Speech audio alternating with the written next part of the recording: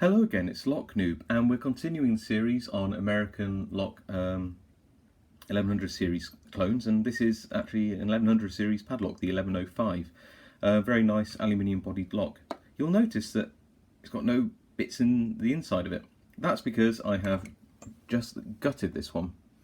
Why have I gutted it first? Well, that's the thing, I haven't.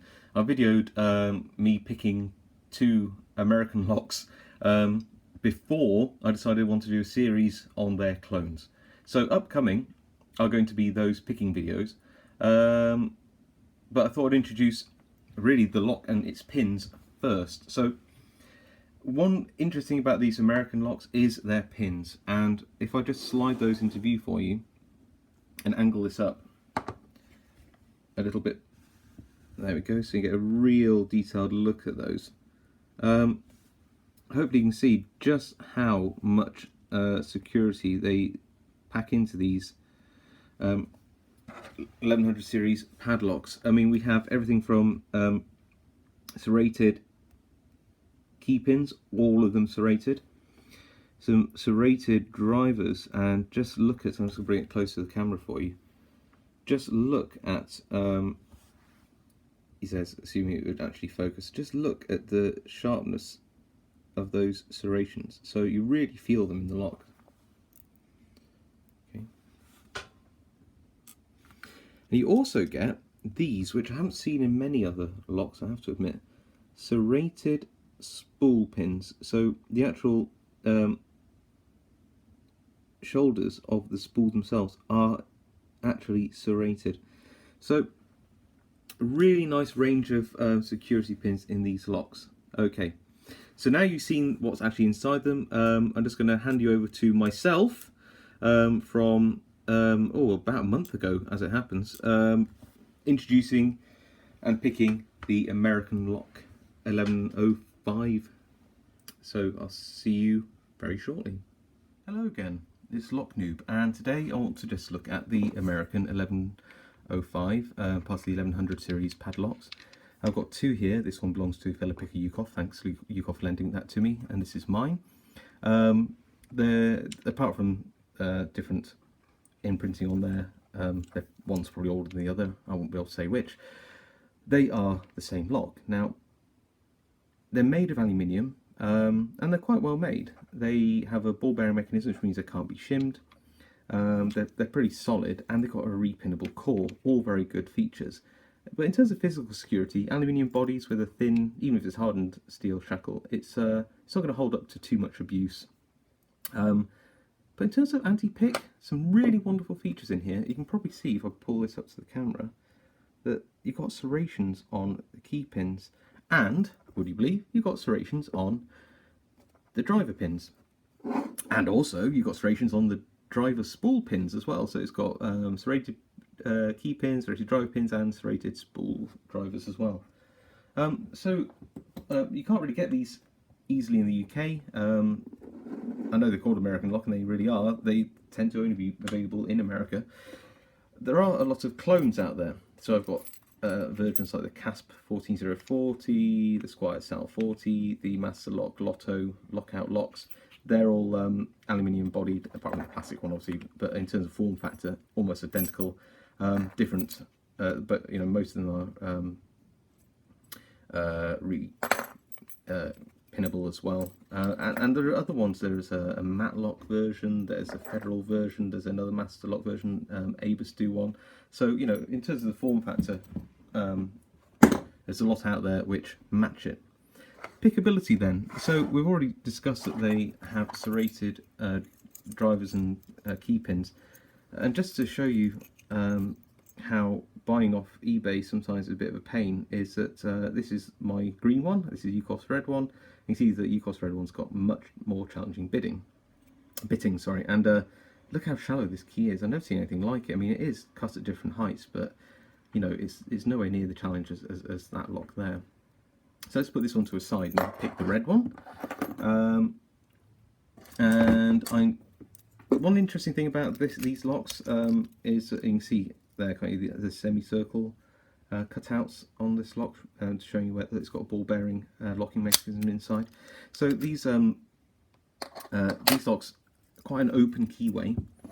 You know, you can see the serrations on the pins. You can get pretty much anything down here to pick it. I'm just going to use a Sparrows Euro hook, and I can afford to use bottom of the keyway tensioning on it as well. Serrated pins then. We haven't really looked at these before. I'll probably do a little video on how to pick serrated pins, although I'm not an expert, so don't pretend to be. They have a habit of these little serrations hanging onto the core of the lock as you pick it. Quite hard then to pick these because you hear click, click, click, and you don't know whether, was that a shear line click or was that me over or under picking it? So serrations I personally find very difficult. I know there are people out there who don't see them as a big deal, but they're obviously better pickers than me. So let's have a go then. I'm on pin 5, got a little click, 4, a little click, 3, 2, 1. Let's have a look. So 5, 4, 3, 2, 1. Might just back off and try again. Sometimes you might have to reset this a few times to get this right. So 5, 4, 3, 2, 1. Give everything a little stroke. Just, you know, anything that wants to drop down can then. 5, 4, 3, 2, 1. Go back. 5 is set, I think. 4 is set. 3 is set. 2 is set. 1 almost set. I don't know who's holding us back. I'll just give everything a little light rake. Always helps with these locks. Give them a little light rake across the pins, see if anything's hung, and go again. I've got a very light tension on, by the way. You don't want to over tension these things. 5, 4, 3, 2, 1. I think I might have overset 1.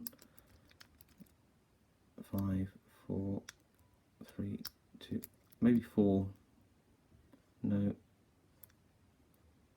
No. No, going along the pins. Who is a gatekeeper? I don't think it's 1. Might need to just let go again. We'll try one more time, shall we? 5, 4, 3, 2, 1. On 5 again. 5, 4, 3, 2, 1.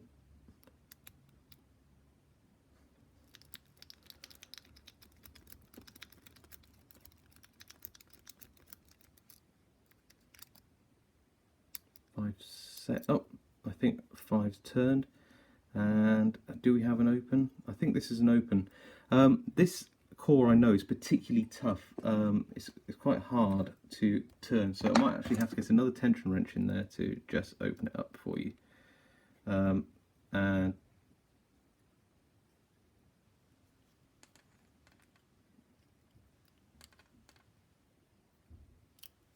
I don't want to overstress the core either because it's not my lock, and just want to make sure that I get this tension wrench out.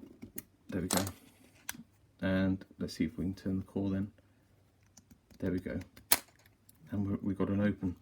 So it's quite a stiff core to open this one, and you can see I had to reset a couple of times. These serrations have a tendency to hold you back. You know, I don't want to over practice it to the point where I do that one perfect take where I can, you know, just pick this straight out of the box. I don't think that's a real representation of serrated pins unless you've got a really, really delicate touch. So hopefully, you know, you feel that you could have a go at an American Lock 1100 series. They're quite tough picks. You've got to be patient. You've got to learn when you think you've overset. Just let those pins drop down. Try again. You know, also just rake the top of the pins now and again, just to, if anything's hung or on the borderline, it just might convince it to let go. Okay, I'll see you next time. And now for a secret bonus, let's just have a go at picking this really weirdly bitted American 1100 series padlocks. There we go.